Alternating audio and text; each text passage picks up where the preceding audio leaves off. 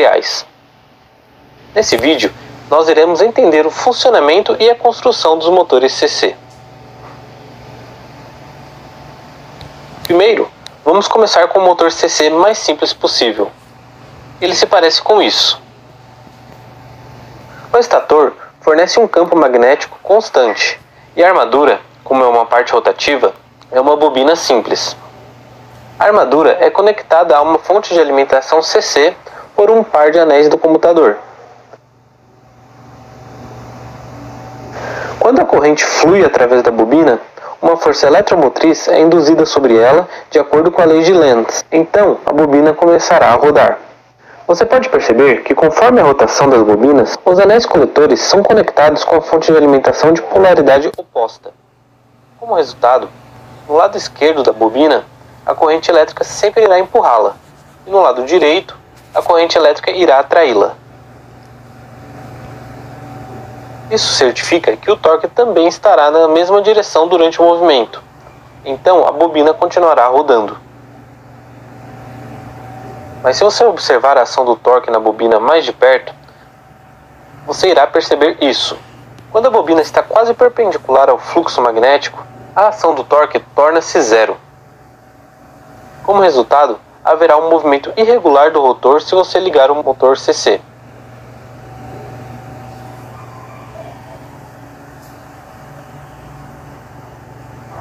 E aqui está o truque para superar este problema.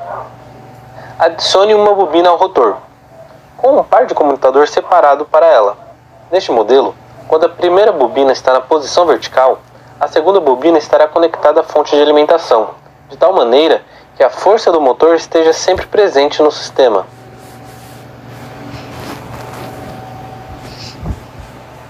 Além disso, quanto mais dessas bobinas, mais suave será a rotação do motor.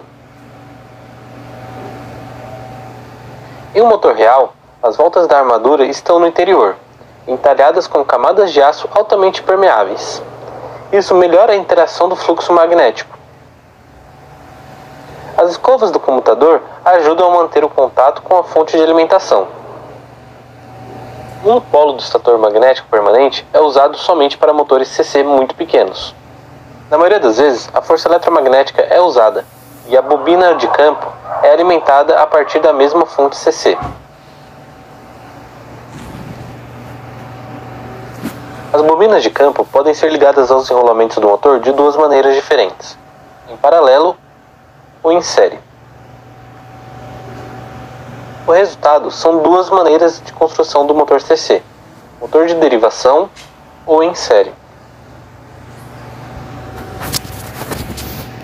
O motor em série tem bom torque, mas a velocidade cai drasticamente com uma carga.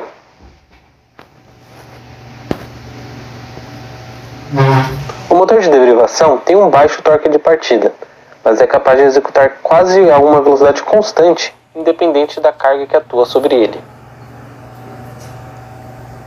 Diferente das outras máquinas elétricas, o motor CC apresenta uma característica única: a produção de uma força eletromotriz autoinduzida.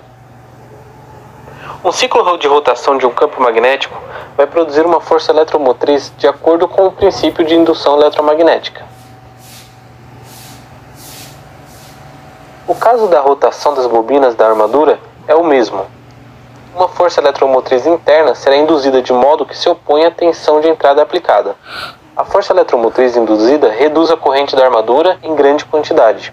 A FEM autoinduzida é proporcional à velocidade do motor. O início da FEM autoinduzida do motor é muito baixo, assim como a corrente do induzido é bem alta, terminando com a neutralização do rotor. Sim, é necessário um mecanismo de partida adequado que controle a tensão de entrada dos motores CC. Uma interessante variação do motor CC é o motor universal, que é capaz de funcionar com corrente alternada e corrente contínua. Em breve falaremos dele aqui no canal. Muito obrigado!